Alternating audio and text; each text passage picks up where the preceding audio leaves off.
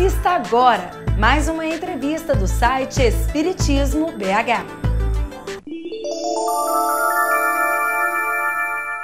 Com enorme satisfação, Espiritismo BH recebe novamente o nosso querido amigo Marival Veloso. Neste programa, ele vem abordar os 150 anos de O Evangelho segundo o Espiritismo. Tudo bem, Marival? Graças a Deus, nós estamos muito felizes de estarmos aqui no recesso do lar desses companheiros que são bem cordiais, bem amigos, que nos deixa bem à vontade. Compete-nos, inclusive, pedir a Deus nos fazer merecedores de estarmos aqui, neste lugar, com esta função de falarmos sobre a Boa Nova. Marival, é justo que as instituições espíritas comemorem os 150 anos de O Evangelho segundo o Espiritismo? Olha, eu coloco como mais do que justo, até imperioso, que nós, os espíritas, por um momento de gratidão, ou em consequência da gratidão que nós precisamos ter, saber abençoar esses 150 anos, que foram períodos de muita evolução para a nossa caminhada. Eu vejo no Evangelho de Jesus, à luz da doutrina espírita, uma clareza meridiana, que nos tira, assim, de condições de um passado em que nós nos perdíamos sem saber efetivamente qual o grande objetivo da nossa caminhada, a razão de estarmos aqui. E hoje nós sabemos de onde viemos, para onde vamos, o que estamos fazendo. A nossa vida ela se completa porque é uma vida de objetividade. E na sequência das publicações, Marival, das obras da codificação do Espiritismo, reveladas, pelos espíritos superiores ao nosso codificador Allan Kardec, quando e em que ordem se insere o Evangelho segundo o Espiritismo? Olha, o Evangelho segundo o Espiritismo, ele veio a lume em 1864, em Paris, e o livro está como o livro de número 3, porque primeiro foi o livro Núcleo, que é o livro dos Espíritos, que é composto de 4 partes, E depois o livro dos Médiuns, que fala do espírito, ou da vida espiritual, e o livro o Evangelho segundo o Espiritismo, que vem nos falando de leis morais. E leis morais, assim, dentro de um vigor extraordinário, porque é a moral proposta por Jesus. Graças a Deus, a doutrina espírita não teve a pretensão, a petulância, a veleidade de mudar uma vírgula no Evangelho de Jesus. É bom que se diga isso publicamente, porque há equívocos e a entrevista pode nos dar a oportunidade de voltar a esclarecer por quê que o Evangelho é essa maravilha que nós sabemos que é. Ô Marival, e o título original no lançamento e o conteúdo do livro eram estes que nós temos atualmente? Não, Marcelo, sua pergunta é pertinente. Nós podemos dizer que quando surgiu o Evangelho segundo o Espiritismo, ele surgiu com o nome de Imitação do Evangelho. Você não me força a falar em francês, porque eu não sei. É complicado. Mas é Imitação do Evangelho. O que Kardec, como grande professor que foi, inclusive na condição de aluno de Pestalozzi, ele assimilou muita coisa de didática, então ele nos oferece, na edição seguinte, a que ele chamou de imitação, ele oferece uma obra mais clara, uma obra mais transparente. Ele modificou parágrafos, ele incluiu textos, enfim, ele fez modificações que deram ao livro aspectos assim bastante didáticos e oportunos para o nosso entendimento. Por que se diz que o lançamento desta obra foi um atrevimento do ponto de vista do clero? Olha, eu reputo como sendo um pouco de má fé e muito de ignorância, porque se atribuía a Kardec a pretensão de escrever, de lançar um novo evangelho, quando, na verdade, não se trata de maneira nenhuma de lançar um novo evangelho. Até nós já o dissemos, que Kardec não alterou uma vírgula sequer nos textos bíblicos que vêm através dos evangelistas sinóticos, que o Lucas, o Marcos e o Mateus, e mesmo o de João, que é um evangelho mais rebuscado. O Kardec não alterou absolutamente nada no texto em si. Todavia, ele busca realçar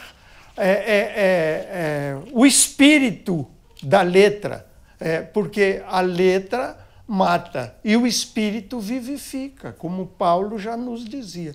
Então, eles, ignorando essa proposta kardeciana, acham que Kardec foi extremamente petulante ao fazer isso. De alguma forma, será que houve um sentimento de ameaça com essa publicação? Sem dúvida nenhuma, a gente sabe que, mesmo em se tratando de séculos seguintes, a gente sabe que aquele ranço da Idade Média ainda estava muito presente, ainda havia uma cortina daquele ranço da Idade Média, porque nós sabemos que a Idade Média foi o período mais longo da história da humanidade. Foi de 400 a 1400, portanto, 1000 anos desse crê ou morre que que o medievalismo nos propunha. E qual a relação entre o Evangelho segundo o Espiritismo e o Livro dos Espíritos? Marcelo, eu acho que há total interação entre o Evangelho e o Livro dos Espíritos. Primeiro, no decorrer das 1019 questões. Segundo, nós vamos lembrar que a parte terceira deste livro, o Livro dos Espíritos, corresponde às leis morais. Então, nós vamos verificar que o assunto ele é todo ligado aos ensinos de Jesus. Então, hora nenhuma, nós verificamos que leis morais no Livro dos Espíritos conflita com o Evangelho de Jesus. É tudo uma total sintonia com o Evangelho de Jesus. E nós gostaríamos de complementar que nós já chamamos o Livro dos Espíritos de livro núcleo. Nós vamos lembrar que, no primeiro momento, fala da vida em si, né? Corresponde à Gênese, embora a Gênese fosse o último livro a surgir, mas se surge naquela época, antes de quando surgiu, era abortivo, diz a própria Gênese lá. A segunda parte fala do mundo espírita, A terceira, nós já dissemos, fala das leis morais. E, por último, fala de penas e gozos futuros, que corresponde ao livro Céu e Inferno. Então essas são as partes do livro dos Espíritos, cada uma delas correspondendo a uma outra obra do Pentateuco, né, do Kardec. E você diria que com o lançamento de O Evangelho segundo o Espiritismo, o Kardec pretendeu criar uma nova religião? Não, de modo nenhum. Tanto é que há estudiosos que chegam a dizer o seguinte, que o Espiritismo é ciência, filosofia com conclusões religiosas. Quer dizer, exatamente, conclui-se que ele é o cristianismo redivivo. Ele não hora nenhuma quis trazer uma religião nova. E nós vamos olhar que, na essência, o cristianismo está plenamente sintonizado, ou o espiritismo plenamente sintonizado com o Evangelho de Jesus. O espiritismo não criou uma vírgula sequer no conteúdo evangélico. Marival, que eu vou te perguntar agora, você já até deu algumas pinceladas no assunto, mas é o seguinte: algumas pessoas realmente julgam que o Kardec escreveu um evangelho distinto aos da Bíblia. É uma afirmação correta? E qual foi, então, a proposta do Kardec quando ele elaborou o Evangelho segundo o Espiritismo? Olha, me cobre se eu deixar alguma coisa para trás. Mas é equivocado a fazer essa afirmativa, porque, como nós dissemos, as citações evangélicas no livro O Evangelho segundo o Espiritismo, se você confrontar com a Bíblia, você vai encontrar os textos iguais lá na Bíblia. Quer dizer, os textos bíblicos mencionados no Evangelho segundo o Espiritismo não é de outros evangelistas, não é da lavra de Kardec, é de Mateus, é de Marcos, aliás, na mesma ordem, Marcos, Mateus, Lucas e João. São os 4 evangelistas. Não tem novidade nenhuma. A novidade vem na interpretação, como nós já dissemos. Quer dizer, nós vamos ver, porque, na verdade, se nós não buscarmos a compreensão do que a letra diz, nós acabamos achando até certa incoerência da fala de Jesus. Por exemplo, criou-se no Evangelho segundo o Espiritismo um capítulo que chama Estranha Moral, que é exatamente aquele aspecto onde Jesus fala que não veio trazer a paz, mas a divisão, que veio fazer com que parentes se desentendam com parentes, etc, etc, etc. Então é exatamente... E aí nós temos as explicações todas dadas por Kardec dentro disso que se convencionou, por uma questão didática, de chamar de estranha moral. Então, na verdade, o Kardec inseriu interpretações fundamentadas nos preceitos espíritas para os trechos que ele escolheu, é isso? Perfeitamente. E sempre com orientação de luminares dos planos das luzes. Marival, ao lermos o Evangelho segundo o Espiritismo, percebemos uma espécie de parceria entre as palavras do Kardec e as palavras de alguns espíritos. Quem são esses espíritos e qual a relevância da sua mensagem? Olha, é tão bonita essa interação entre Kardec e o plano espiritual que uma fala que o espírito de verdade oferece serviu de prefácio para o Evangelho segundo o Espiritismo. Tal a interação entre eles. Então, foram pleiade de espíritos superiores que, nesse vai e vem, nessa transação de uma nova era, dão esta sustentação esplendorosa ao Kardec na elaboração da codificação. E você poderia, então, resumir alguns destaques nos ensinamentos do Cristo que foram selecionados por Kardec para essa obra? Olha, nós podemos dizer o seguinte, que a introdução do Livro dos Espíritos mostra que o Evangelho, a vida de Jesus que compondo o Evangelho, foi dividido em pode ser dividido em 5 partes. Eu não sei se eu lembro bem essas 5 partes, mas nós podemos lembrar que os milagres, a fala de Jesus, a fala dele que foi transformada em dogma,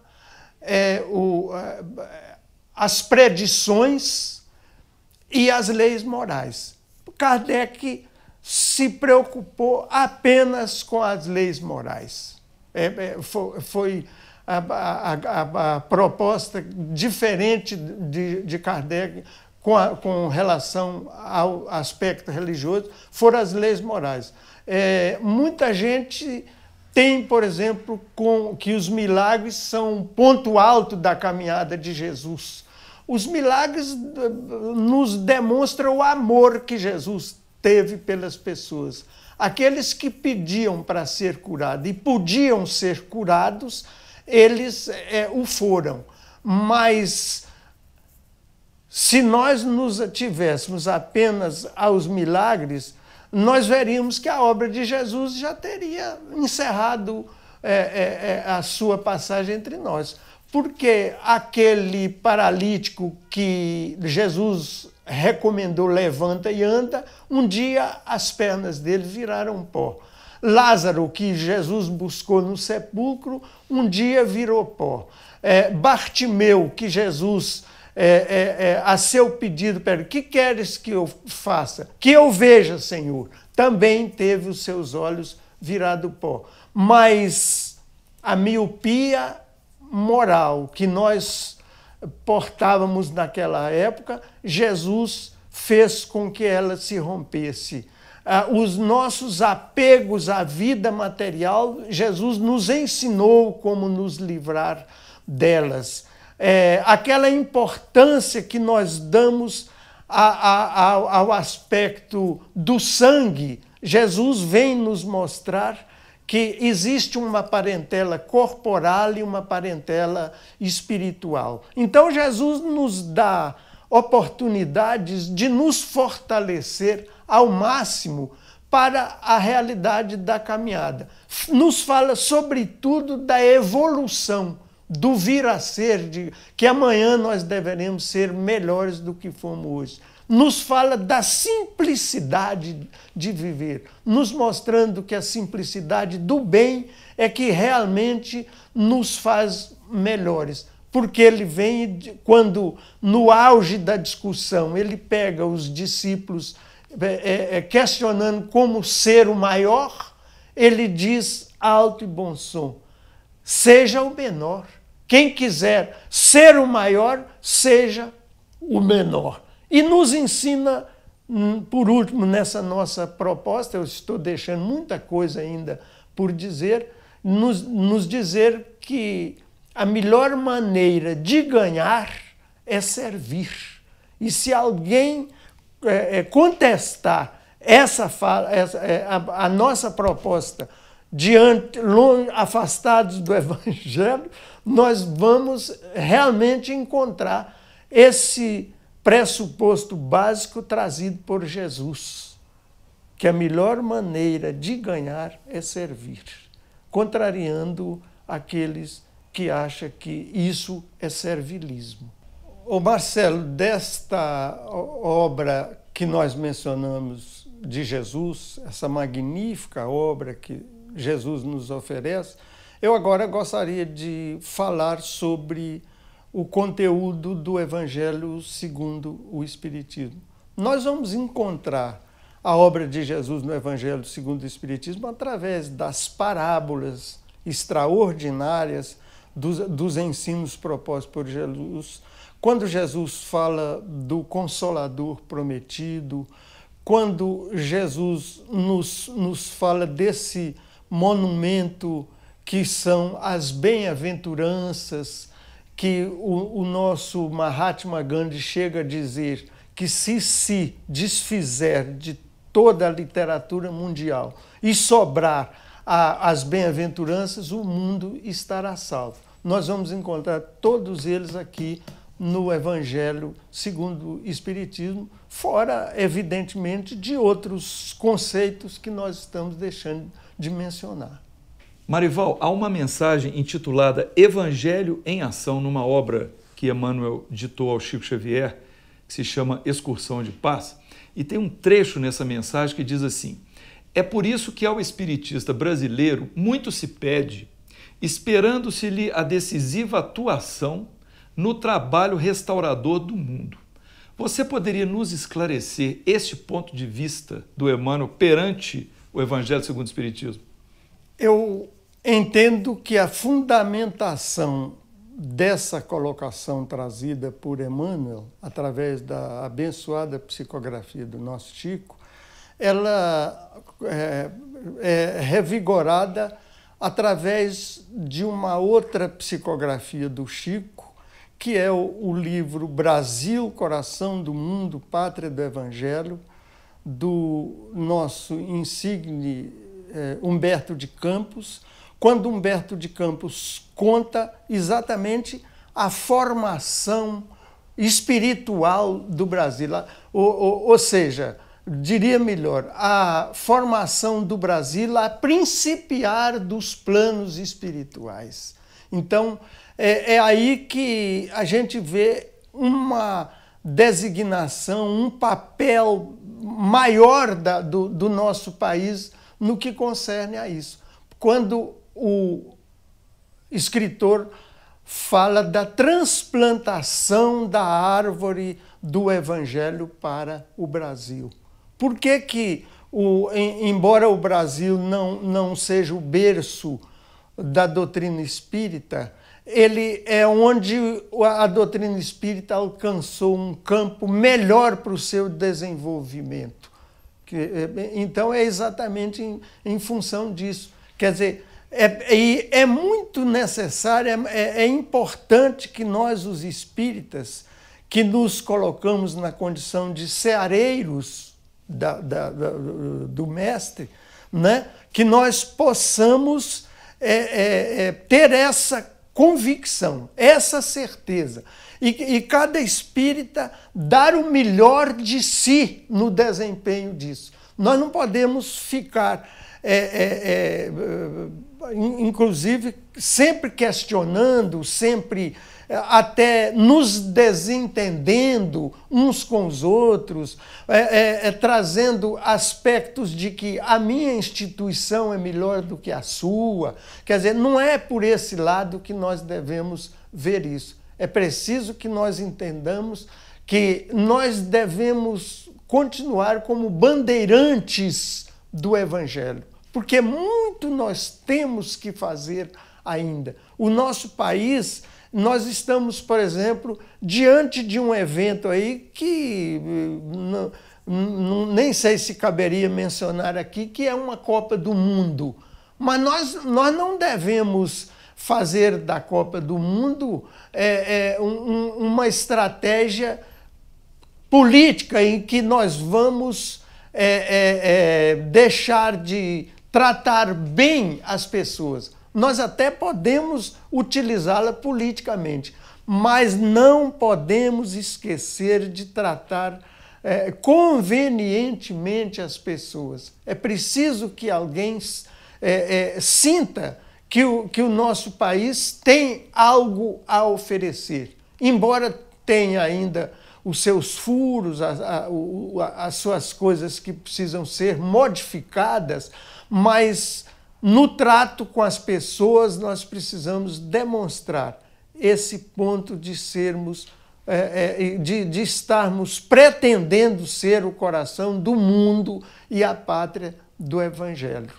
É isso que eu acho que é nesse aspecto que a espiritualidade confia em cada um de nós. Nós lembramos até a figura sempre inesquecível do nosso Honório de Abreu, que dizia assim, que muitas vezes o espírita muda-se para o exterior achando que a proposta é ganhar dinheiro lá, quando, na verdade, na avaliação dele, é, antes de mais nada, implantarmos o espiritismo em plagas fora do nosso país.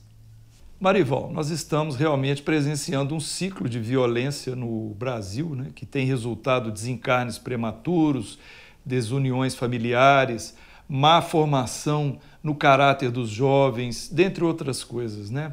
O Evangelho segundo o Espiritismo pode ajudar na reconstrução moral dos brasileiros que ainda estão à deriva na progressão para Deus? O que você proporia?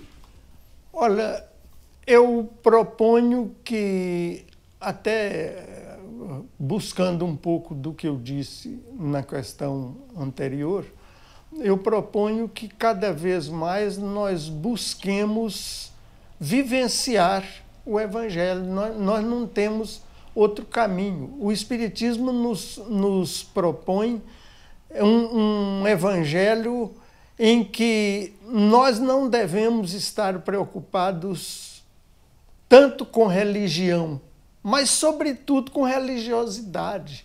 Nós precisamos pôr em prática o que aprendemos. A gente tem, logo no princípio da codificação, a afirmativa dos luminares dizendo que reconhece-se o verdadeiro espírita pela sua transformação moral, pelo esforço que emprega em domar as más tendências. É claro que você não está falando praticamente de espíritas, o Brasil como um todo, essa violência e tudo. Quer dizer, e é uma violência que também transcende as nossas fronteiras. Não é só o nosso país que traz essa violência, mas a nossa violência realmente ela está altamente exacerbada. Eu vejo nisso a ausência de religiosidade. Eu vejo nisso um equívoco dessa ganância do vir a ser. Pelo lado negativo, nós vemos que muita gente está preocupado em ter, ao invés de ser. Que o mais importante é que nós busquemos ser e não ter.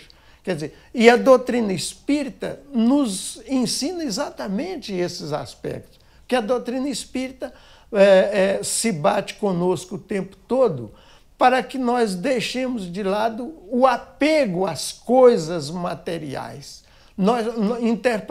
Nós temos a interpretação da parábola do bom samaritano, que o moço doutor da lei pergunta a Jesus o que ele deve fazer para ganhar a vida eterna, e Jesus acaba resumindo que se ele seguir o exemplo do bom samaritano, ele garante a vida eterna. Então é isso que nós temos que fazer.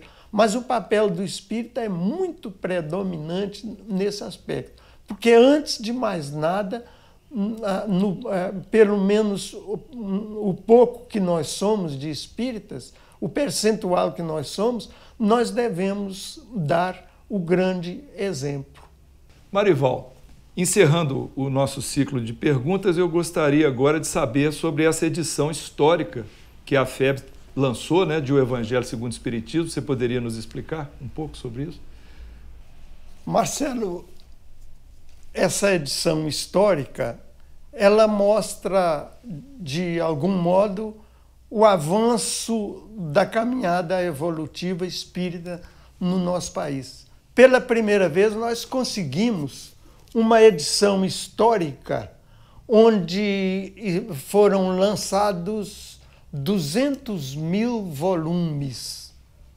Isso facilitou um monte de coisas, facilitou um novo preço, facilitou uma obra mais bonita, mais coerente,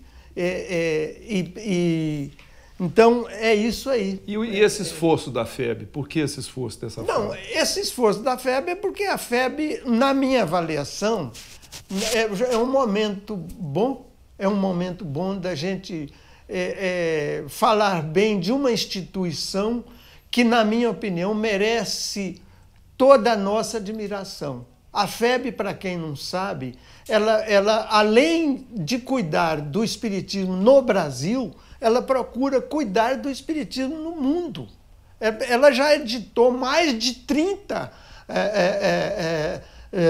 livros em outros idiomas, em mais de 30 idiomas. Quer dizer, são livros que, quando são feitos, sabe-se que são livros que vão dar prejuízo, porque não há ainda um público certo igual tem no Brasil.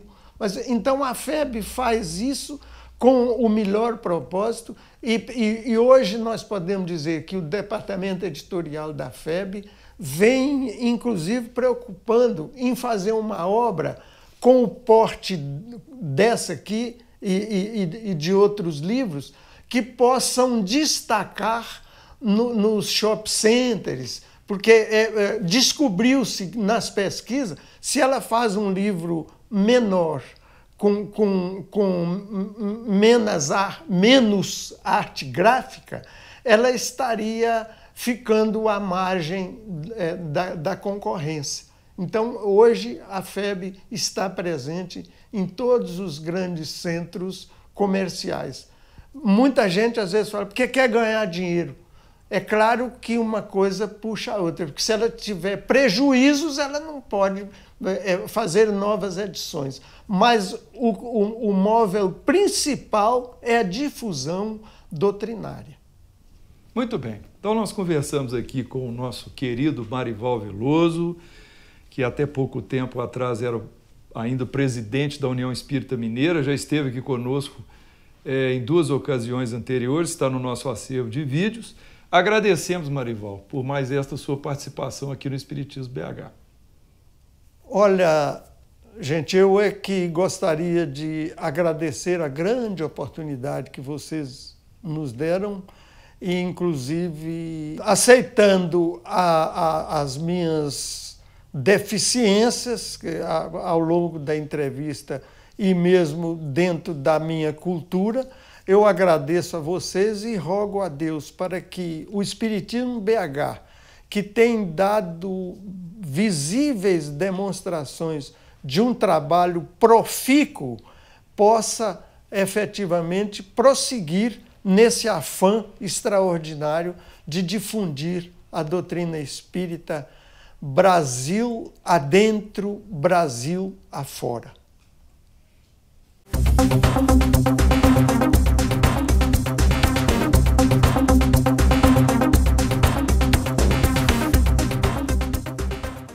Esperamos que você tenha gostado dessa entrevista. Deixe a sua opinião em nosso site.